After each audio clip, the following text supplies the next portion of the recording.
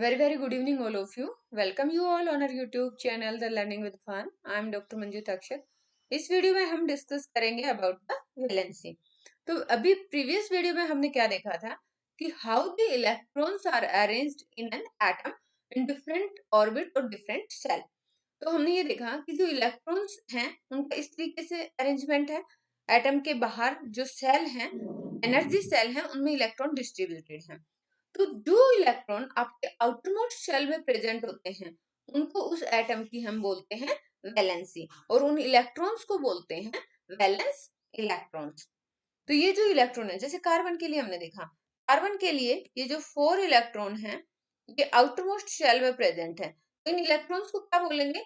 इन electrons को बोलेंगे valence electrons. और ये एटम की वैलेंसी कितनी होगी? 4। वैलेंसी होगी 4। So the number of electrons present in the outermost shell of an atom are known as valence electron, और ये जो इलेक्ट्रॉन्स का नंबर है इसको बोलते हैं valency. From the Bohr-Bury scheme, we also know that the outermost shell of an atom can accommodate a maximum of 8 electron। मतलब इससे पहले जो हमने बोहर-बुरी के पोस्टुलेट्स देखे थे उसमें क्या बताया था कि आउटरमोस्ट जो शेल है उसमें मैक्सिमम 8 इलेक्ट्रॉन्स तक आ सकते हैं। So it was observed that the atoms of the elements completely filled with 8 electrons in the outermost shell, they show little chemical activity। यानी कि ये देखिए यहाँ पे जैसे आपका नियोन है, नियोन के जो आउटरमोस्ट शेल है इसमें 8 इलेक्ट्रॉन है।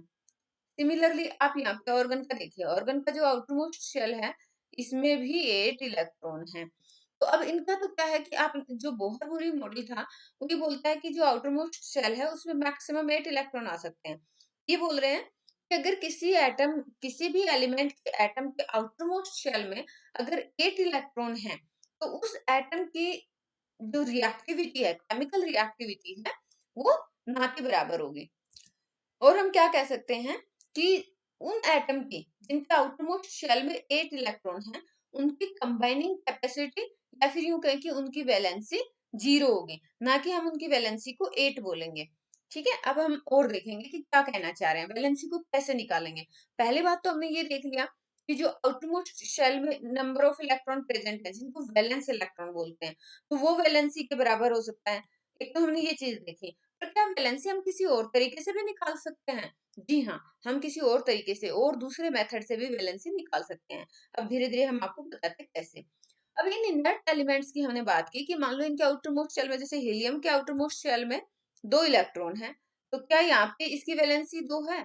नहीं जी, हीलियम की वैलेंसी 0 है। तो ऐसा क्यों? हाँ, वैलेंस इलेक्ट्रॉन 2 हैं। वैलेंस इलेक्ट्रॉन की बात करोगे वो 2 हैं, लेकिन वैलेंसी यहाँ पे 0 है। अब जैसे नियोन है, नियोन के आउटरमोस्ट शेल में वैलेंस इलेक्ट्रॉन 8 है, लेकिन इसकी वैलेंसी 0 है। अब तो यहाँ पे ये हम वैलेंसी कैसे निकाल रहे हैं अभी देखते हैं, लेकिन उसके पहले हम बात कर लेते हैं कंबाइनिंग कैपेसिटी की। ये कंबाइनिंग कैपेसिटी क्या है? Combining capacity of an element, किसी भी एटम की कंबाइनिंग कैपेसिटी जो है is their tendency to react and form the molecules with the atoms of the same or different elements। Combining capacity क्या है? किसी भी एटम की टेंडेंसी कि वो या तो अपने ही टाइप के एटम से रिएक्ट करे या फिर किसी दूसरे एटम से रिएक्ट करे। So combining capacity of the atom of the elements, किसी भी एलिमेंट के एटम की combining capacity is their tendency to react and form the molecules with the atom of the same or different elements। और इसको कैसे explain कर सकते हैं? Combining capacity an attempt to attain a fully filled outermost shell configuration। दूसरा क्या है कि किसी भी एलिमेंट के एटम की टेंडेंसी है, अटेम्प्ट है to attain a fully filled outermost shell configuration. जैसे हमने बताया कि एग्जांपल हमने लिया, अभी देखते हैं। ये देखिए सोडियम का, तो सोडियम के आउटरमोस्ट शेल में कितने इलेक्ट्रॉन है? 1 है। अगर यहाँ पे सोडियम अपना एक इलेक्ट्रॉन लूज कर देता है तो फिर आउटरमोस्ट शेल बच गया N=2 वाला, जो कि कितने वैलेंस इलेक्ट्रॉन रखता है? 8। तो एक एटम की tendency to attain the outermost shell configuration filled, मतलब फुल्ली फिल्ड हो। अब एक आउटरमोस्ट शेल जिसके अंदर 8 इलेक्ट्रॉन है, इसको हम क्या बोलते हैं? कि उसका जो है एक ऑक्टेट बोलते हैं। तो ऑक्टेट क्या है? An outermost shell which had 8 electron was said to possess an octet.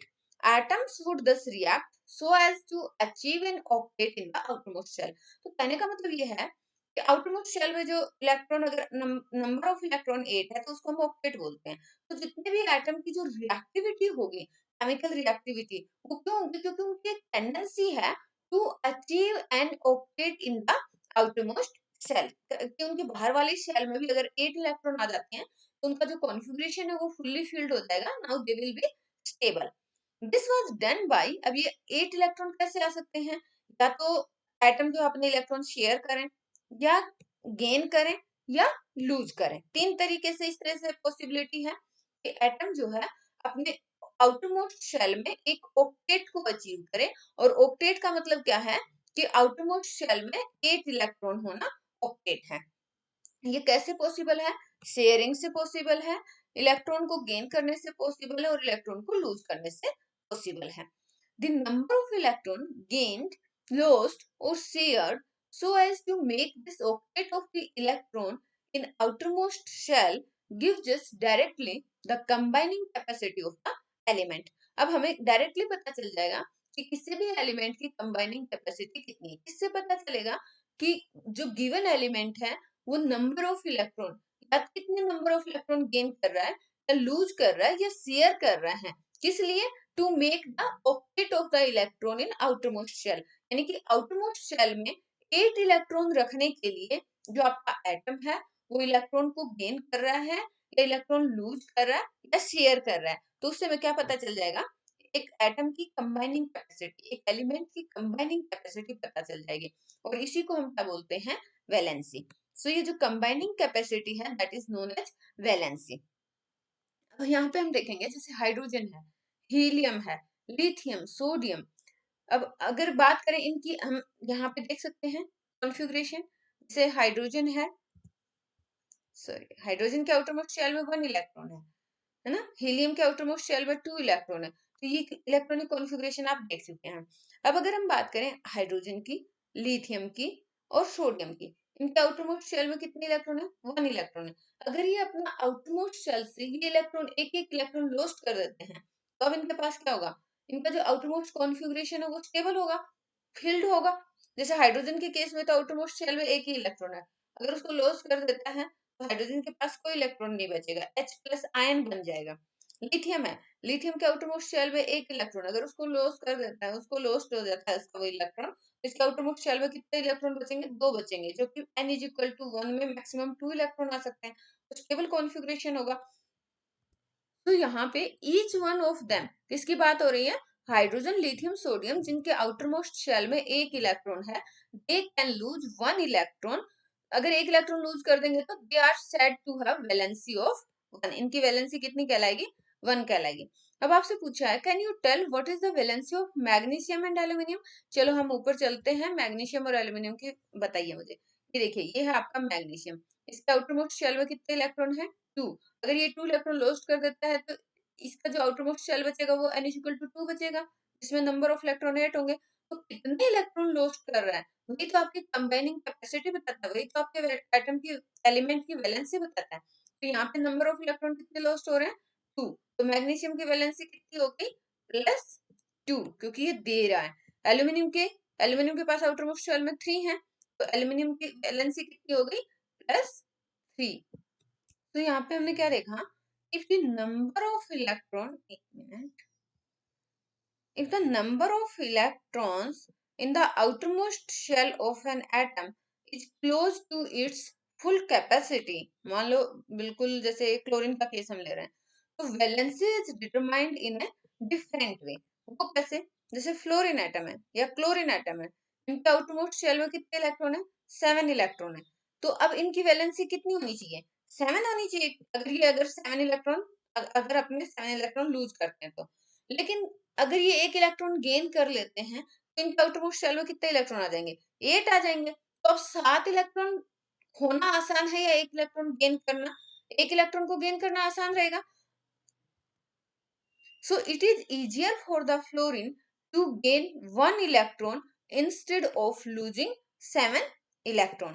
Hence, its valency is determined by subtracting 7 electron from the octet. या हम यूं कहें 8 में से 7 हमने माइनस किया तो 1 आ गया. तो यहाँ पे कितनी वैलेंसी आ गई? Fluorine has valency of 1. ठीक है.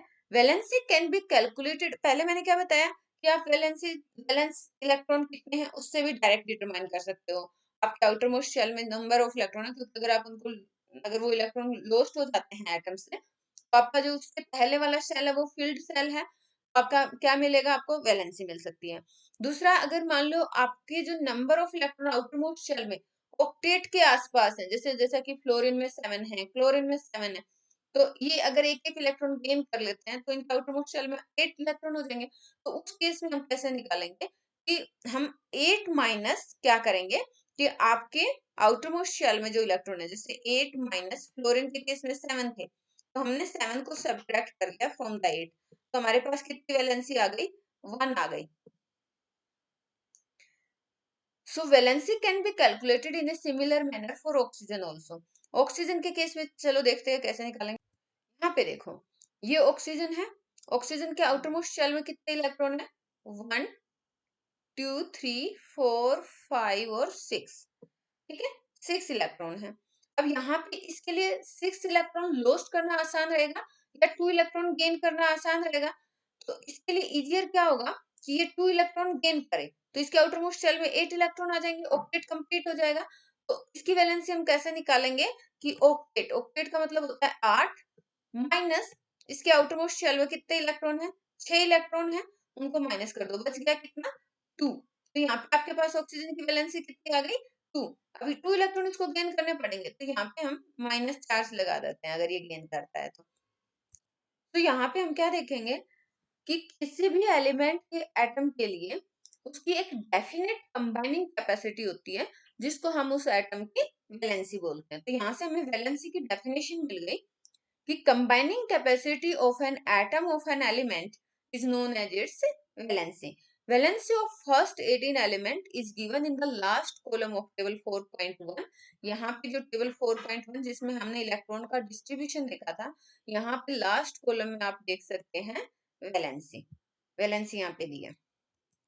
अब आपसे पूछा गया है कि how will you find the valency of chlorine, sulphur and magnesium.